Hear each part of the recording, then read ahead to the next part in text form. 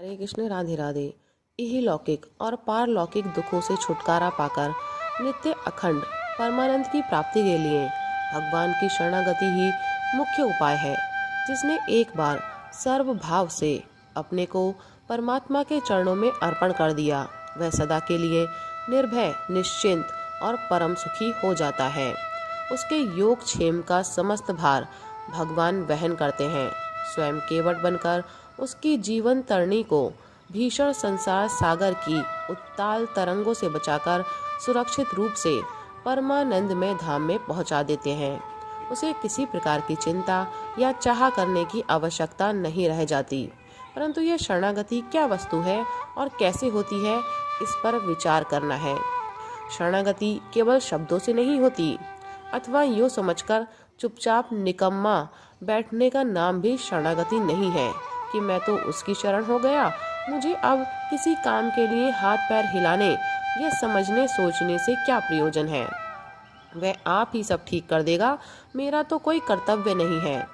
यदि यही शरणागति होती तो प्रत्येक आलसी और तमोभिभूत प्रमादी मनुष्य ऐसा कह सकता था। शरणागति में क्रिया के त्याग करने का तो प्रश्न ही नहीं है।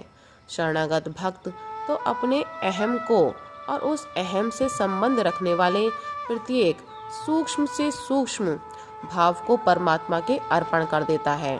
फिर उसका जीवन परमात्मा की रुचि का जीवन, उसका मन परमात्मा की रुचि का मन, उसकी बुद्धि परमात्मा की बुद्धि बन जाती है और उसकी सारी क्रियाएं परमात्मा के मनोनुकूल होने लगती हैं।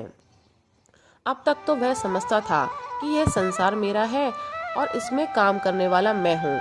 शरणागत होने के बाद वह समझने लगता है सारा संसार परमात्मा का है। स्थूल से स्थूल, सूक्ष्म से सूक्ष्म पदार्थ सभी उसके हैं और उसमें जो कुछ क्रिया होती हुई दृष्टिगोचर होती है, सो सभी परमात्मा की दिव्य लीला है। मैं तो सिर्फ निमित्त मात्र हूँ जो वास्तव में उन्हीं का हूँ, और वह परमात्मा अपने ही एक पदार्थ को निमित्त बनाकर अपनी इच्छानुसार अपने आप में ही अपने विनोद के लिए अपने आप ही अपनी लीला कर रहे हैं। प्रत्येक पदार्थ उन्हीं की सामग्री है, उनकी सामग्री भी कोई उनसे भिन्न वस्तु नहीं है। वह इन सामग्रियों के रूप में अपने आप को प्रकाशित कर रहे हैं। खेल, खिलाड़ी और खिलौने तीनों ही मूल में और क्रिया में भी एक ही हैं। व्यवहारिक स्थूल दृष्टि से भेद प्रतीत हो रहा है। इस प्रकार अहम और मम का मन, बुद्धि, इंद्रिय, शरीर तथा समस्त प्रपंच सहित सर्व भाव से समर्पण ही यथार्थ शरणागति का स्वरूप है। इस शरणागति की स्थिति प्राप्त करने के लिए क्रमशः शरीर, वाणी, मन और बुद्धि से अपने को परमात्मा के अर्पण करना पड़ता है। शरणागति की पहचान यही है कि साधक जो जो शरणागति के सुख, शांति में सर्वता पहर शीतल प्रदेश में प्रवेश करता है, त्यों ही तो उसमें निर्भयता और निश्चिंतता की वृद्धि होती है। स्नेहमयी जननी की गोद में आकर शिशु निर्भय और निश्चिंत हो जाता है। इसी तरह सर्व सच्चिदानंद रूपा इस स्नेह सुधा समुद्रमयी जग जननी की महिमामयी क्रोध में आश्रय पाकर साधक निर्भय और निश्चिंत हो जाता है। उसे फिर कहीं कोई भय नहीं रहता और किसी भी वस्तु या किसी भी गति विशेष की चाह नहीं रहती। प्रभु के हाथों में अपनों को सौंप देने के बाद भय, चिंता और चाह कैसी। इस शरणागति के साधन में साधक को 4 बातों पर विशेष ध्यान रखना पड़ता है। आगे चलकर तो ये चारों उसके स्वाभाविक ही हो जाती हैं। 1.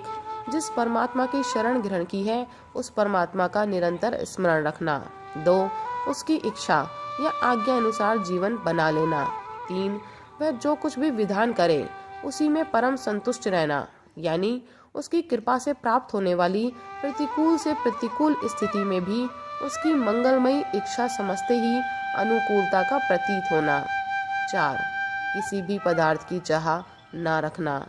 ये भाव जितने जितने बड़े, साधक उतना ही परमात्मा की शरण में अग्रसर हो रहा है, ऐसा समझना चाहिए। राधे राधे, हरे कृष्ण।